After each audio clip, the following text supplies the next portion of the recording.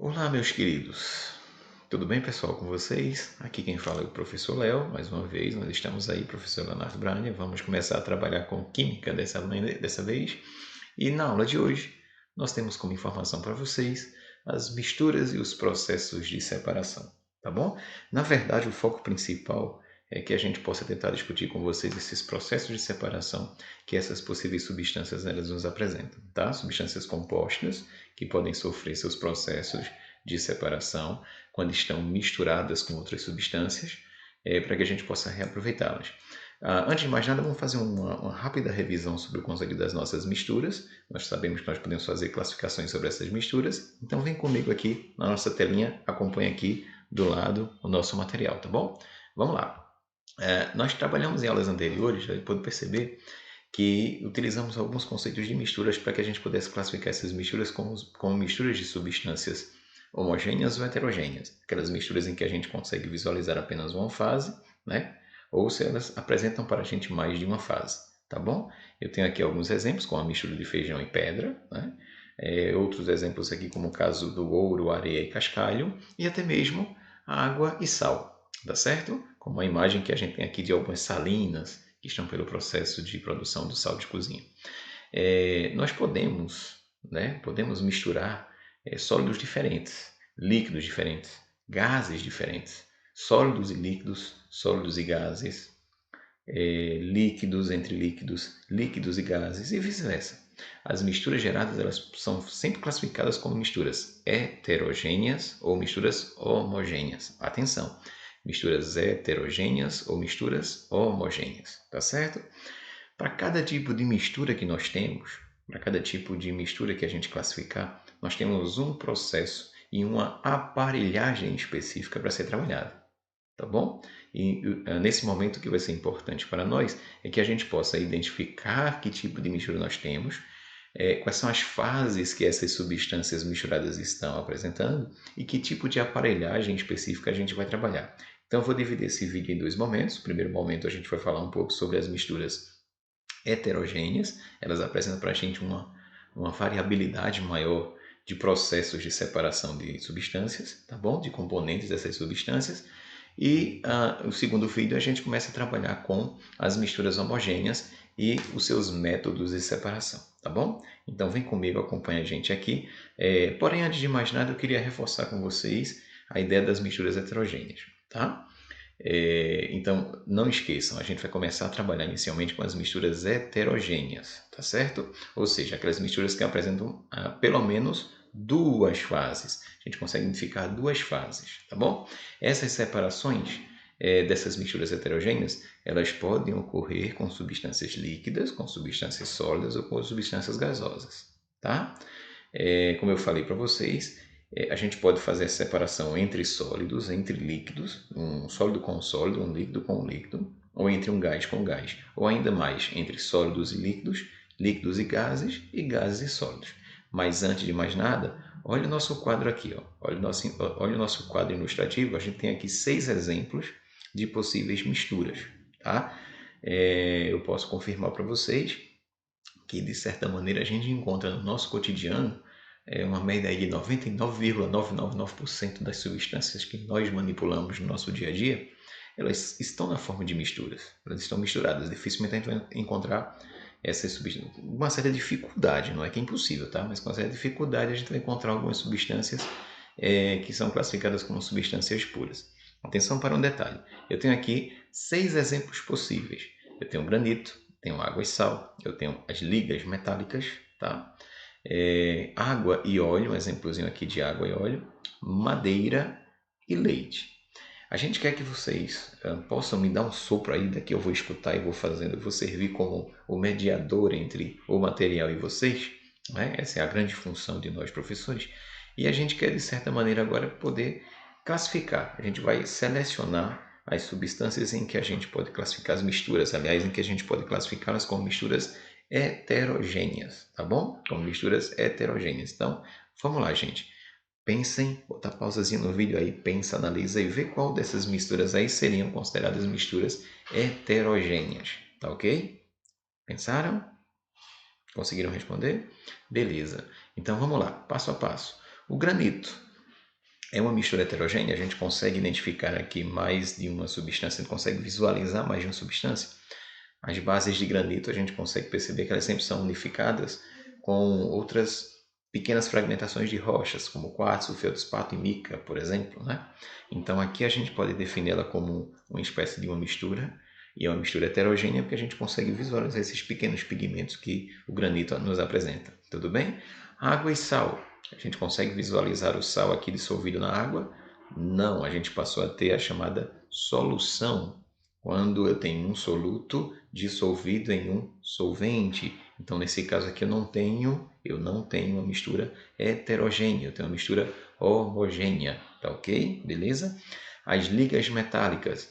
Geralmente as ligas metálicas elas têm presença de bronze, elas têm presença de zinco, dependente da liga metálica que vai ser produzida, mas sempre a junção de alguns metais. As ligas metálicas, junção de alguns metais. E a gente não consegue diferenciar esses possíveis metais. Então aqui eu tenho uma mistura, e necessariamente essa mistura também é uma mistura homogênea, tá ok? Mistura homogênea. Mas vamos lá, água e sal. A gente consegue aqui perceber molecularmente onde está a água e onde está o sal pela estrutura de fases. Sim, a gente consegue definir pela estrutura de fases, tá bom? Tá certo? A madeira a gente consegue identificar que existem várias substâncias, várias seivas diferenciadas na madeira. Sim, a gente também consegue perceber. Quando a gente olha direitinho para um tronco de uma árvore, a gente percebe esses risquinhos aqui que seriam possíveis seivas, substâncias provindas de sais naturais que estão constituídas na estrutura do tronco da árvore. Tudo bem? Então, a gente tem aí uma mistura de possíveis substâncias entre madeira, entre sais minerais, tá certo? Que estão constituídas no tronco da árvore. E o leite.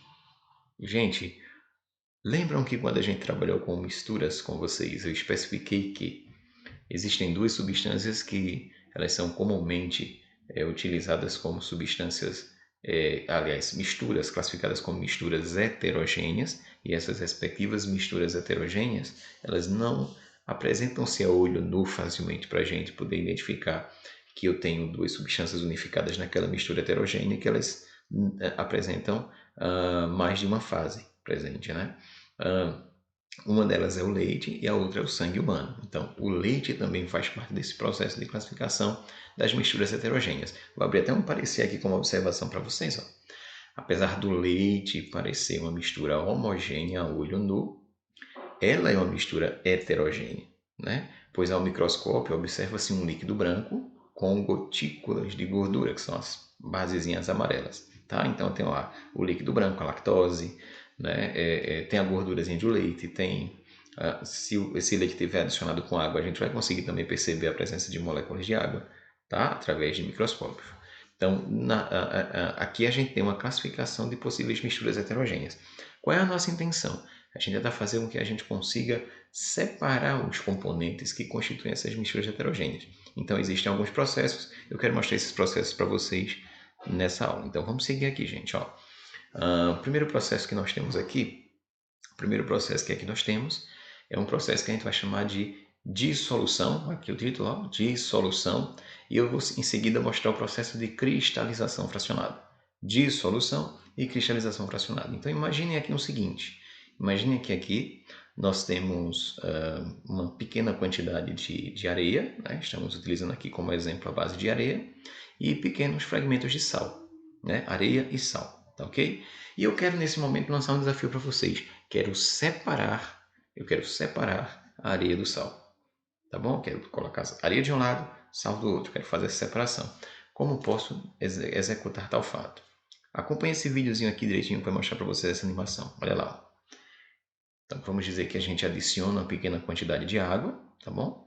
Essa água vai meio que misturar ali sal e areia, depois a gente passa por um papel filtro, né? Então no papel filtro eu fico com o resíduo da areia, a gente descola o resíduo da areia para um outro reservatório, e aqui fica a água com o sal, que ao levar ao processo de aquecimento, essa água vaporiza e o sal ele vai cristalizar no fundo do reservatório. É isso, é isso. Se você quiser pegar um pouquinho de água com sal, misturar lá água e sal, coloca num pirezinho e põe em exposição ao sol. A água vai vaporizar e você vai depois perceber que ficam alguns cristalzinhos de sal contidos no pire, tá bom? No pratinho onde você colocar. Então vejam só, Nesse processo aqui, nós usamos esse conceito. Atenção, isso aqui é importante, hein, gente? Registra no material de vocês. Não esquece esse ponto aqui que é importantíssimo para todos nós. Dissolução fracionada. Dissolução fracionada é um processo pelo qual se separa duas ou mais substâncias sólidas, usando um líquido que dissolva apenas uma delas. Vocês viram? Eu tinha a mistura de areia com sal de cozinha, utilizamos água, a água dissolve o sal de cozinha, mas não dissolve a areia. Por mais que você faça algum tipo de agitação, a areia não vai dissolver na água. Deixou de repouso, a areia se deposita no fundo do reservatório novamente, mas ela não se dissolve na água, tá bom? Assim como acontece com o sal, tá certo?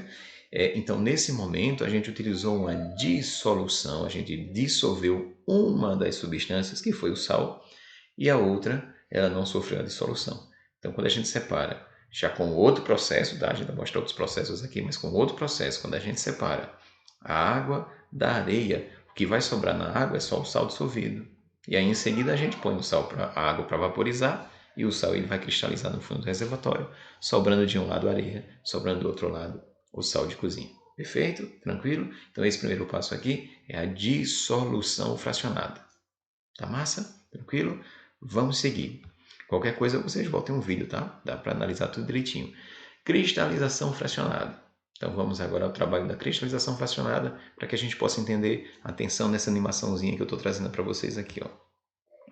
Nesse momento da cristalização fracionada, vamos dizer que a gente utilizasse algum tipo de um sal específico, onde esse sal ele vai se dissolver na água. E aí, quando a gente vaporiza esse respectivo sal, a tendência é que ele forme cristais, tá? Cristais no fundo do reservatório após a água ser vaporizada. É muito semelhante à dissolução, porque a dissolução, no caso, a gente vai ter duas substâncias. A cristalização, aliás, duas substâncias sólidas, tá? A cristalização, estou utilizando apenas uma substância sólida e uma substância líquida. Então, acabamos de ver, a substância que foi trabalhada aqui no vídeo é o sulfato cúprico, tá? Ele foi colocado em água pura, tá? E quando a gente aqueceu essa água para fazer o processo de vaporização, o sulfato cúprico ele cristaliza, tá? Isso também acontece com as pedras preciosas, com as rochas preciosas. Essas rochas preciosas, elas são junções de várias rochas, várias partículas e outras rochas que se unificaram, né? E com o passar do tempo, na região dessas rochas, essas pedras preciosas elas são encontradas, geralmente tem uma certa concentração de água. No que essa água foi vaporizando, essas substâncias elas foram cristalizando, virando essas pedras preciosas que a gente encontra hoje, como diamante, esmeralda, rubi, tá bom? Então são junções de vários sais que foram se unificando quando a água que estava em volta dessas pedras preciosas ela vaporizou, tá bom? Então esse processo nós chamamos o processo de cristalização fracionada. Cristalização fracionada. Tudo bem? Beleza? Tranquilo? Vamos a mais um processo de separação. Essa é bem comum, essa é bem popular que eu vou mostrar para vocês agora e que a gente desenvolve até em nossas residências, que é o processo de filtração. Quando eu quero separar substâncias sólidas de substâncias líquidas. Bem simples a filtração. Atenção na animação aqui para vocês. Ó, imaginem que aí eu tenho uma pequena quantidade de água, né, em estado líquido, unificadas com partículas de areia. Vamos dizer que a areia está misturada lá com a água, eu quero separar a água da areia, como a gente viu no exemplo anterior, né? Então aí a gente passa por um papelzinho filtro aqui, tá bom? É o que a gente vai chamar de filtração, tá? É a separação de dois materiais, um sólido e um líquido, quando a gente passa essa mistura por um papel filtro e dependente da porosidade do papel, né? Os porinhos, o papel tem um papelzinho filtro que tem um porinho bem fininho, bem pequenininho, então as partículas de areia não vão passar por esse poro, só passa água, e tem alguns que tem um pouquinho maior, né? Mas de acordo com a porosidade do papel, a gente pode perceber ao papel, algodão, porcelana, depende do que a gente queira utilizar como processo de filtração. Antigamente, os nossos pais, nossos avós, eles usavam esse processo de filtração com aqueles filtros de argila. E no seu interior existia uma vela, né, branquinha, que era uma vela de argila branca. Ali é um processo de filtração. Ele está utilizando uma espécie de uma argila para poder filtrar a presença de água, que bate ali naquela vela, né? E ela retém as impurezas na vela. Depois você tinha que soltar a vela, tirar do filtrozinho, fazer uma raspagenzinha com a faquinha para tirar impurezas que ficavam retidas nessa vela, só passava água. Esse é o processo que a gente usa de filtração. Em casa vocês devem, alguns de vocês, né, acredito, devem utilizar o papelzinho filme, o papelzinho filtro, desculpa, para fazer filtração de café. Que venhamos e convenhamos, cafezinho coado assim no papel filtro ou no paninho no coador é mais delicioso, bem mais gostoso. Quem fizer aí depois não esquece de fazer o convite, tá? Mesmo que de máscara, mas eu vou lá tomar um cafezinho quentinho. Tá beleza? Entendido esse processo de filtração? Porém, a gente tem uma filtração mais rápida, de acordo com a tecnologia que nós conhecemos hoje. Fazer café está uma coisa bem mais ágil, bem mais rápida. E nós temos a filtração um pouco mais acelerada. Então, eu queria mostrar para vocês isso aqui. Atenção. Ó, se eu utilizar uma substância para fazer a filtração dentro dessa aparelhagem que eu estou mostrando para vocês aqui, ó, tá? É uma aparelhagem que vai utilizar alguns instrumentos de laboratório para fazer com que aquela filtração que eu estava mostrando para vocês, ela fique mais rápida, ela fique mais ágil, tá certo?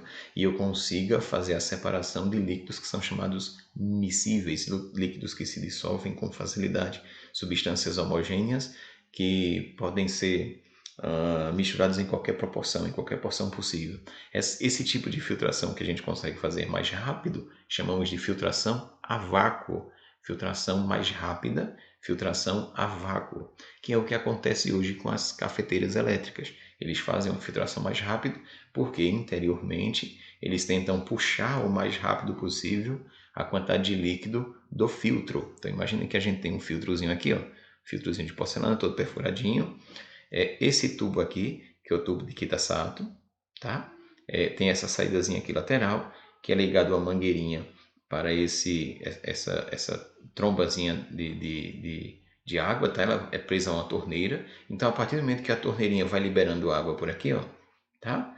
Essa água, quando passa por aqui, ela tenta puxar o máximo possível a quantidade de ar contida dentro desse reservatório. Então ele vai provocar uma certa pressão atmosférica aqui, ele vai tirar o ar de dentro do tubo de Kitasato, então ele provoca um aumento, uma baixa, uma queda na pressão atmosférica, porque vai ficar meio que a vácuo, sem presença de ar. Então isso faz com que o ar que está aqui em cima, ó, ele vai empurrar o café para poder também participar do refil aqui do tubo de Kitasato, tá bom? Então ele acelera o processo de filtração, tá ok? Beleza? Então é mais ou menos o que acontece com as cafeteiras elétricas das casas de vocês. Aqui em casa a gente ainda trabalha com o coadorzinho de café, tá? O paninho para fazer o cafezinho top de linha. Beleza? Ok? Bom, vamos ao próximo processo. O próximo processo que nós temos é um processo também comum no nosso dia a dia, no nosso cotidiano, que é o processo de decantação. Também é um processo de separação de componentes, quando eu tenho uma mistura constituída de um sólido com líquido, né? Então, atenção para esse vídeo aqui. Nós podemos ter aqui a presença de uma quantidade de água. Essa água está com algumas partículas em suspensão sólidas, e no caso seriam algumas sujeiras como poeira, areia ou coisa parecida. E aí, de repente, quando a gente coloca esse reservatório para descansar, as partículas que estão suspensas na água ela tem a tendência de se depositarem no fundo do reservatório, elas decantam. Então, esse processo de decantação, tá, é um processo em que os corpos mais densos, né, mais pesados, que têm maior densidade, eles se depositam no fundo do reservatório. Isso acontece muito quando a gente recebe a nossa água vinda da estação da Compesa, né? Às vezes não há um tempo suficiente de repouso da água para que ele possa decantar as impurezas, e a água ela é emitida para a nossa residência, né? Ela é enviada para a nossa residência com todos os componentes químicos que são adicionados a ele, sulfato de alumínio, hipoclorito de sódio, né? Entre outras e outras substâncias. E aí quando chega no nosso reservatório ela chega um pouco turva, né? Uma água meio leitosa, meio grossa, mas depois de um dia, 2 dias, ela paradinha lá no nosso reservatório, na caixa d'água ou até mesmo numa cisterna ou num tanque, né? Dependente do que você tem em casa, a quantidade de impurezas, essa parte meio leitosa, grossa, ela deposita-se no fundo do reservatório e cria como se fosse uma espécie de uma poeirazinha assim no fundo do tanque da caixa d'água, cria aquela camadazinha meio grossa. Então, nesse momento, realizamos um processo de decantação, que é uma forma de separação de substâncias líquidas com as substâncias sólidas que estão suspensas nesse líquido. Tá ok? Tá tranquilo? Compreendido a proposta?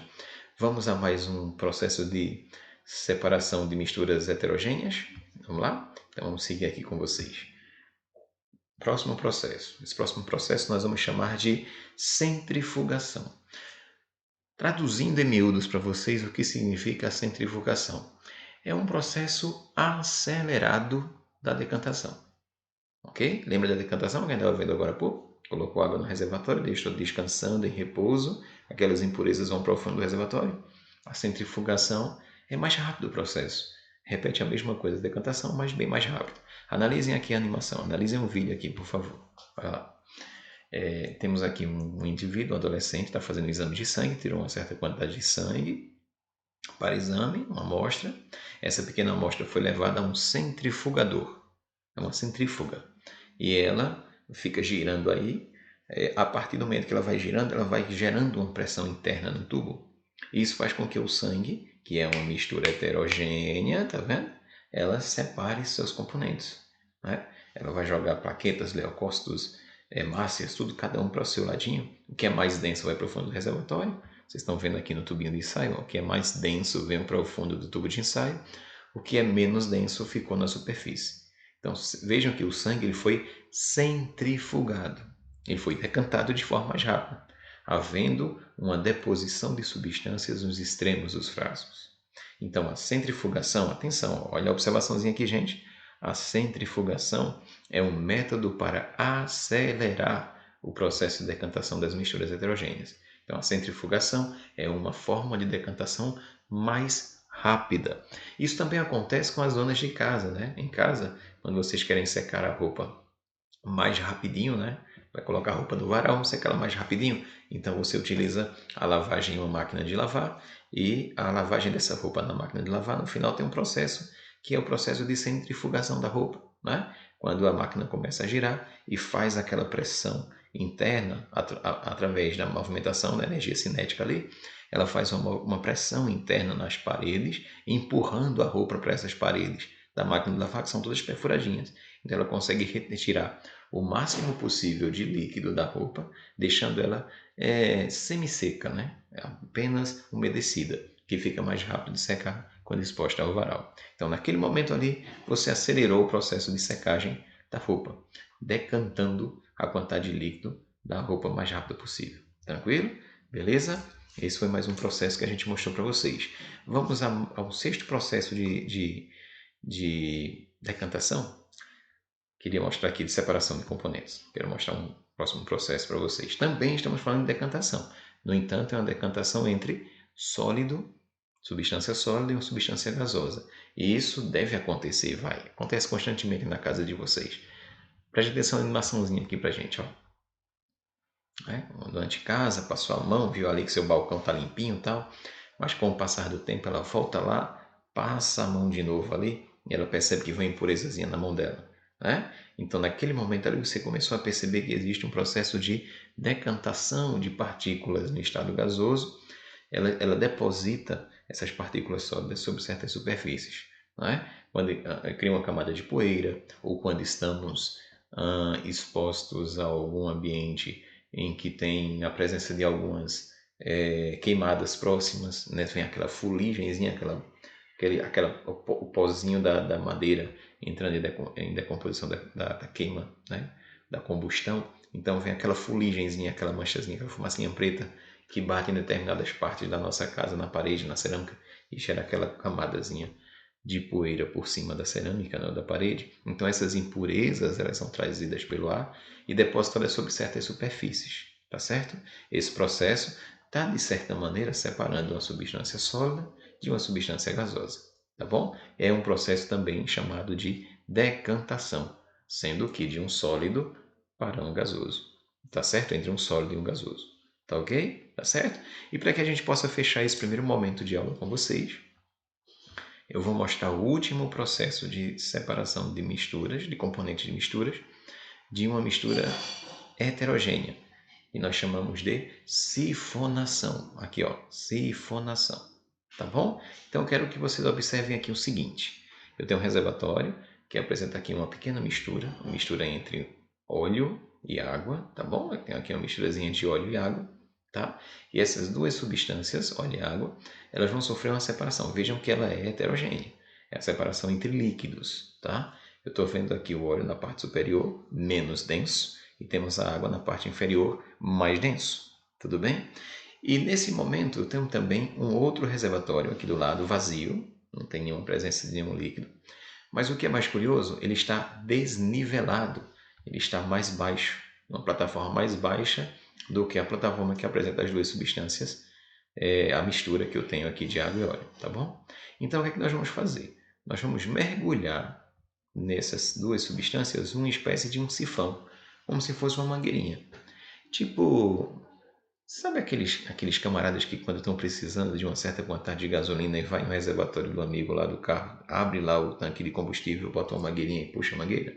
É mais ou menos isso que vai acontecer, né? Olha só, vamos usar aqui um sifão, uma mangueirinha como essa aqui, ó, um tubinho como esse, tá?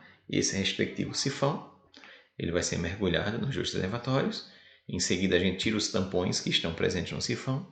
E devido ao desnivelamento da altura, eu vou gerar um fluxo de pressão do líquido, né, onde ele conseguiu tirar o líquido superior, que seria a parte do óleo, e ele passou para o segundo reservatório, através do sifão. Então, esse processo em utilizar uma mangueirinha para separar uma mistura de outra, através do desnível em relação aos dois reservatórios, a gente chama isso aqui de sifonação, tá bom? Esse método denominado sifonação serve sempre para separar líquidos immiscíveis. Professor, líquidos immiscíveis? Sim, immiscíveis. Líquidos que não se unificam, não formam a relativa mistura que a gente esperava de forma homogênea, né? Que não se misturam. Ou serve para retirar um líquido que permaneceu por cima após um processo de decantação. Né? Na separação e decantação, um líquido ficou na parte superior e outro na parte inferior. Beleza? Tranquilo? Gente, esse é o primeiro momento que a gente grava nesse material. Né? Eu falei aqui das separações de componentes de misturas heterogêneas. No segundo vídeo, a gente traz para vocês e mostra as separações de misturas homogêneas, tá bom? Daqui a pouquinho a gente volta. Abraço para todos.